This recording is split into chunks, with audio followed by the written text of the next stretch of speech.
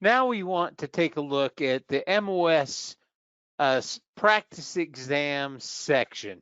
So that's section B.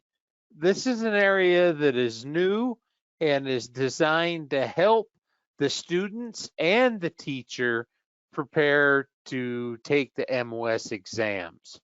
The first section is B1, which you don't want to skip over because it has lots of helpful hints on what to do and how to take the test. For example, in B13, I'm going to show the text, but it tells you to go ahead and do the labs and find out what your results are, and that will give you a quick look at what, how you're doing.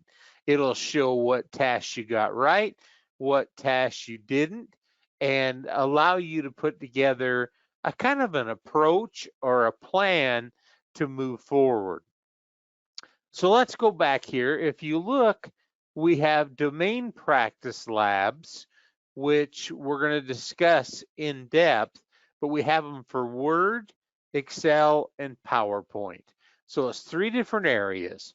In the domain practice labs, when you pull up the domain screen, it shows the different domains, and it's going to take you through some options. On the left here, we can launch the lab, which is new information that goes over tasks to validate your knowledge.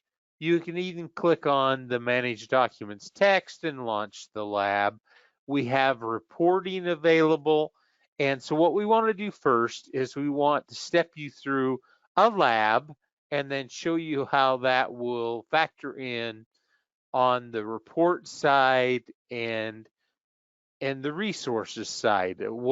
Where do I go if I've got an area I need to study more, or how do I get there, or how do I tell if I have more work to do? So I'm going to turn it over to Michael now. Yeah, hi, so I'm Michael. I'm a course designer here, and I'm a former teacher. And one of the things I like most about these domain practice labs is that it gives you as a teacher a lot of flexibility in preparing your students to take the MOS exams. We have one lab for each of the official objective domains from the official MOS list of objectives for each program. And as students go through, we can see their progress. So for example, here, let me open the results of this first domain for this student. We can see that when I went through and did this lab, I got most of them correct, but there were a few tasks that I missed. And as I look at that, I can see the exact task, what it was, which objective that refers to and prepares me for. And then I can also open directly individual course resources from the original course to help me relearn and practice. If I say, yeah, I don't remember how to do that, let me refresh and study more for these things that I'm weak on. And with that results, it's really helpful. But what the domain practice and the readiness reports allow you to do as a teacher is it gives you a lot of choices, right? You could have your students just go through all of these just straight, skip anything you don't know, and then you can get a really good picture for where your students are at with these reports. Let me open the readiness report where I've done a couple of them, right? I can see that the first managed documents, I get 73. If we go to the last one that I did, I only got 20%. Maybe the overview will show that a little bit better, right? Where the first domain I did really well, but not so much on the second one. But you can use it to kind of give each student an individualized study plan where they can say, these are the areas I need to focus on and then practice on my own, instead of trying to go through as a teacher and help each student figure that out on their own. You can just use these domain practice labs as a way to have them see where they're weak and where they're strong.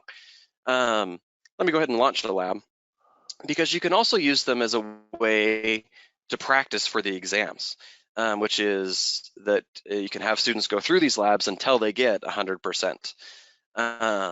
And because these work just like skills labs from the course, they have, of course, the task here on the side, but they also have hints where they can see how to perform the tasks if they don't know how to do it.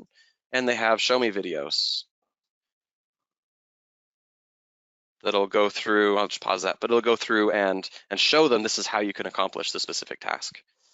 So I didn't get any right. I didn't finish any of these for this domain. But you have choices as a teacher for how you want to help your students prepare with these reports without having to go through a lot of different things. Or you can just say, maybe you want to say, hey, students, let's just go through this today and go through each of these and run through it. And then we'll have a day to practice, and then I'll have another day where you go through and finish before you move on to the exams.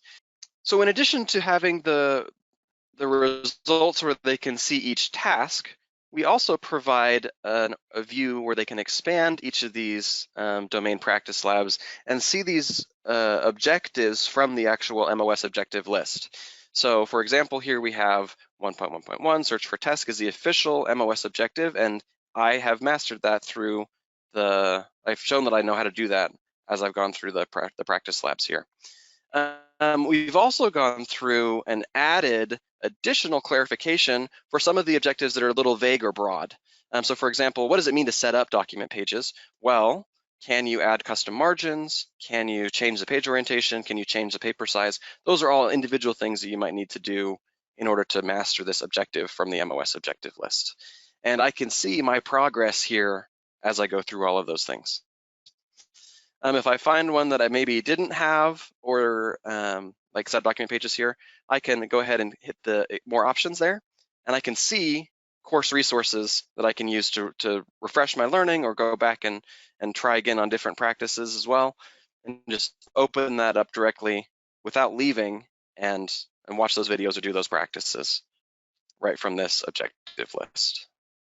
So the goal of these domain practice labs is really to give students an all-in-one, one-stop shop. These are all of the skills you'll need to know and a place to practice all of those skills before you move in to take your exam or your practice exams. So after you've completed all the different domains here and scored highly on them, you're now ready for the practice tests. And so if you look at that, under MOS, you have the practice exams. You have Form A and Form B. It's two different tests pulled from different question banks, so you will not get duplicate questions, and it gives you a chance to go through and test your knowledge.